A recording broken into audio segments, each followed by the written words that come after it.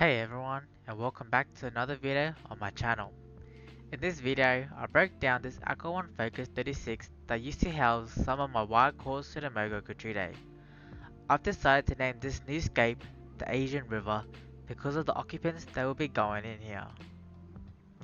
If you follow me on Instagram, you may have seen that I bought a group of white cloud mountain minnows a few months back and also purchased 2 hillstream loaches when I visited my local aquarium shop about a month ago.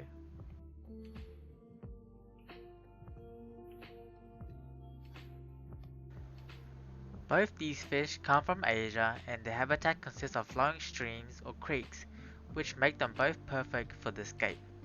Ever since I purchased the 2 hillstream loaches, I've wanted to make a nice little riverscape for them, and the white clouds just happen to fit into this description as well. Alright, that's enough talking, let's get into some scaping. Before I even start scaping, I like to envision what the final scape could possibly look like, so I will have some kind of idea on how I want to start scaping. Sometimes it is just hard to envision the final scape, so I would recommend having a theme or maybe a fish species to scape around. In other cases, you just have to start placing hardscape into the tank and get a feel for what looks good to you. In this case, I began having a few possible ideas after purchasing the 2 hillstream loaches as mentioned before. So a creek or flowing stream just made the most sense in my head, filled with a few large rocks as a focal point surrounded by smaller rocks. I also took inspiration from real life exploration as well. The footage that has been playing in the background are from creeks that I have visited in Queensland. Although it may not turn out exactly how you pictured it, just work with what you have until you're happy with it. Okay, let's actually get started. I started off by cleaning the entire tank. Once I had a clean slate, I was ready to start scaping.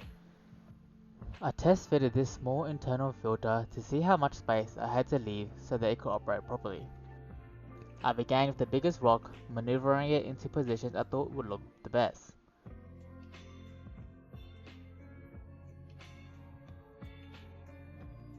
Once I had a rough idea, I placed some gravel and rocks on the bottom to help raise the position of the rock to where I wanted it.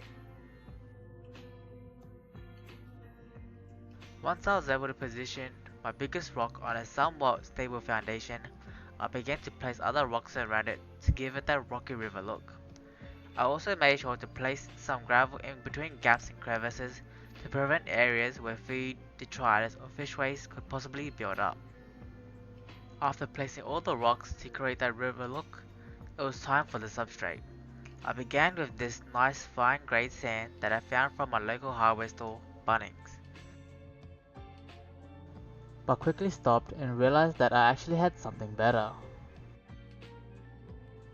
I remembered that I collected some of this gravel from a creek about a year ago for the 4-foot tankscape, but didn't use all of it. It doesn't look all that great right now, but I promise you, the gradient in gravel size adds lots of texture to the scape as it contrasts well with the bigger and medium sized rocks. I quickly filled up the tank, which caused the sand and gravel to fall into the smaller crevices that I could not see. After draining the tank, I would then refill in these crevices.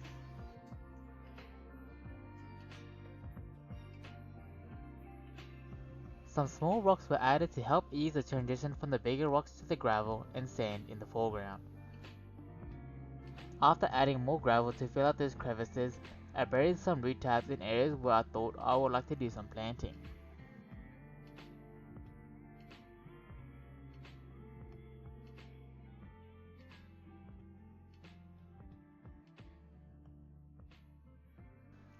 The plant that I had chosen was previously in this tank. I believe the name is Sagittaria nantans. It is a small reed-like plant that grows by sending runners along the ground, which is very similar to the more common Vallisneria, except it stays many times smaller from my observation from keeping this plant over the years. I decided on this plant because it grows to a relatively short height, reaching roughly 20 centimeters tall, and I thought the long leaves would look great flowing in the current. Although the hardscape on its own looked pretty cool, the Sagittaria nantans really brings the scape to life, with its greenery against the black background and dull colors of the rocks.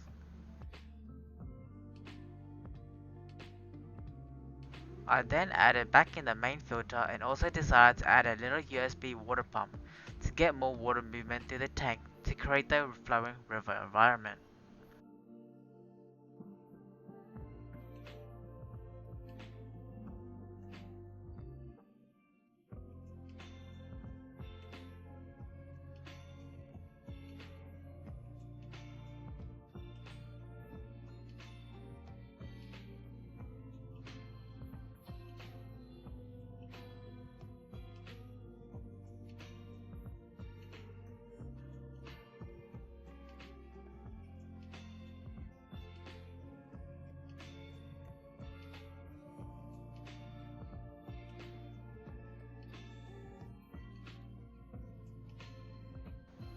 Finally, we can switch on the filter and let the tank run. There's also a few things I'd like to mention that I have forgotten to film. As always, I added a few pieces of coral that is hidden next to the filter, which helps stabilizes the water parameters. As this is also a fresh new tank and new filter, I squeeze a cycle sponge filter into this tank to help seed it with beneficial bacteria, and some scape equilibrium was also added to raise the GH and TDS, mainly to benefit the cherry shrimps that will also be going in.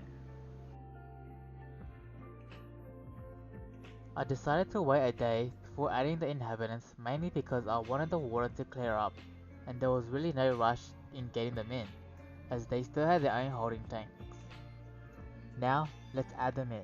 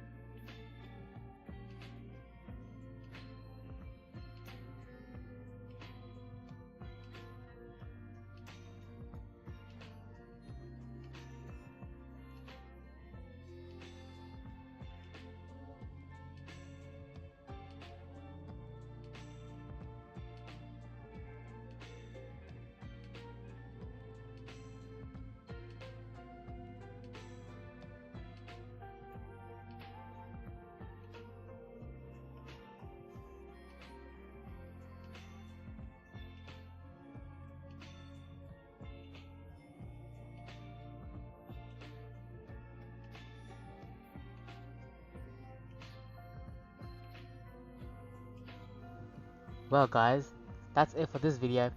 I hope you enjoyed watching the video and would be grateful if you could leave a like and subscribe. I hope to see you in the next video. Now I'll let you guys be and watch some shots of the final escape.